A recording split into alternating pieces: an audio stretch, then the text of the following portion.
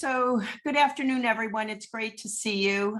I don't know, talking about myself is always much harder than talking about everything else going on in the world. So bear with me, please. I'll tell you a little bit about me. So I was born in Chicago. I have 3 siblings.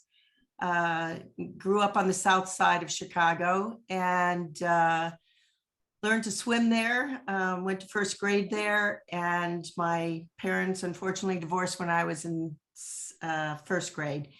And so my mom became a single mom of all 4 of us. We were 4, 6, 8, and 10.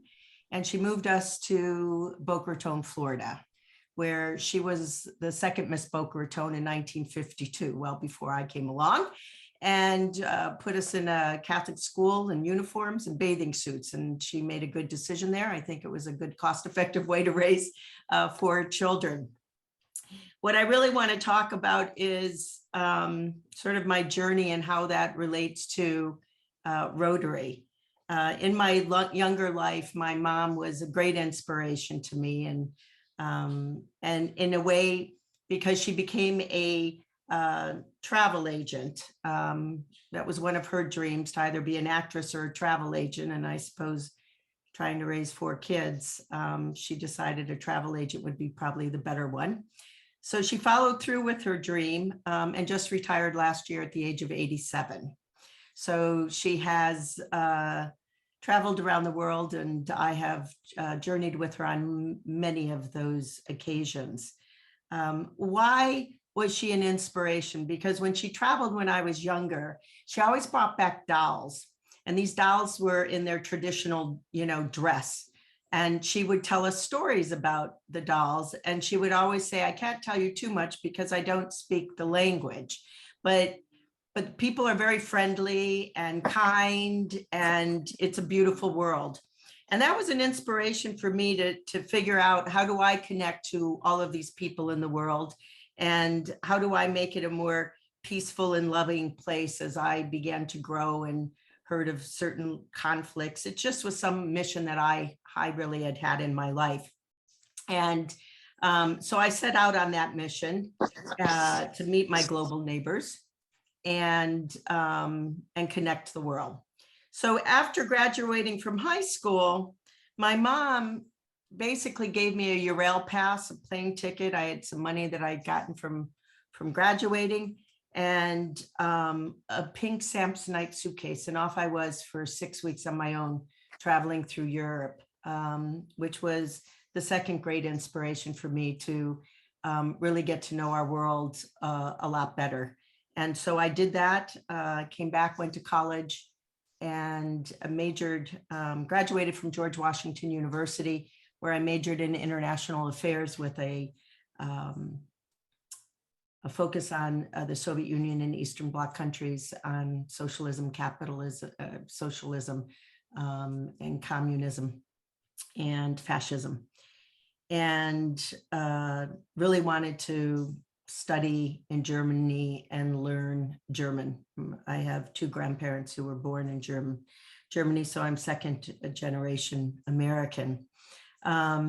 I did that. So really what I wanted to be when I grew up was the Secretary General to the United Nations. So that was one of my aspirations. I didn't quite do that, but I did spend the rest of the years of my life so far traveling to over 110 countries, staying aligned with my mission, studying law in China and Belgium and in Germany, as well as in the United States, and practicing in international trade and technology, telecommunications, again, with my mission to connect our world.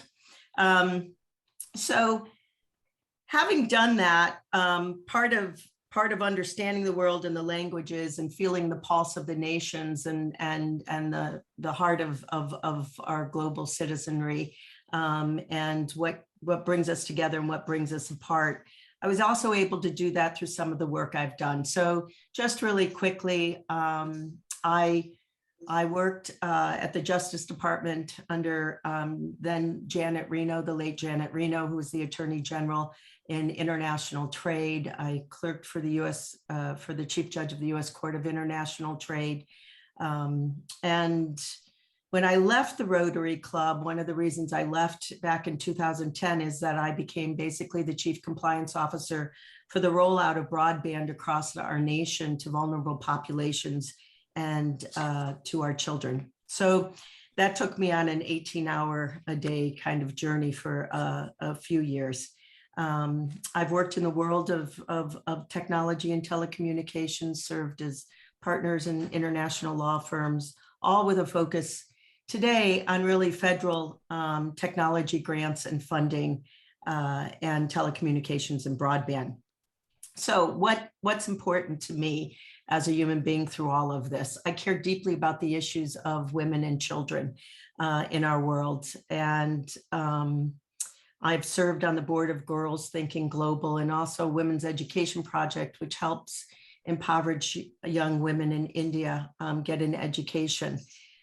One of the other things I do is I participate as a delegate, U.S. delegate to for COSIN, for school technology and student education in countries like Argentina, Uruguay, India, Cuba, and such, exchanging ideas, policies, strategies, learning so much about how their ministries work, the ministries of education, all kinds of things, you know, spending time with kids in the classroom, watching how they learn and interact with their families. That's a great thing. Technology is a great thing. I'm glad to have been a part of it in my life, but it has a dark side to it, as we all know. And so that what really brings me to what matters in my personal life, and why, as a Rotarian, that what I want to focus on is on women and children and the darker things that have come through technology of bullying, cyberbullying, and mental illness, and you know, sexual human trafficking of children.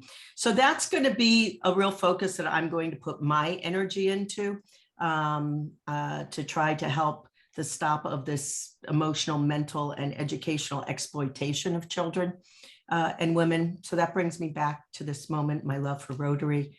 I came in 1997 through David Hammond, who was then the president, spent 13 years with the club, serving on the board foundation, and working alongside many of you who are still members of the club, and on really important things that you've done in our community and in our world that have inspired me along the way. So I want to say thank you. I'm glad to be back. I look forward to working with everyone on a continued basis and growing the great work you've done and continuing to do that together alongside one another in the spirit of Rotary. So thank you for your time today.